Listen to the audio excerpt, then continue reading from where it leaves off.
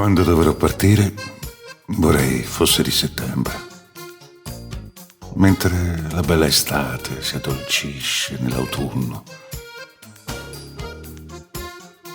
Quando verrà il momento, vorrei essere contento d'aver dato senso al tempo che il destino mi ha regalato. E sarà soltanto allora, solo allora, che saprò di aver vissuto, che ogni cosa aveva un senso, anche quando mi feriva. E sarà proprio in quel momento che saprò che mi è piaciuto. Quando quelli rimasti diranno: beh, però era bravino.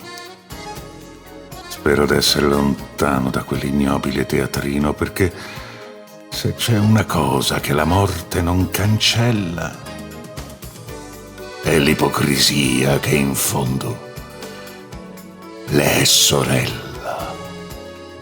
Ah.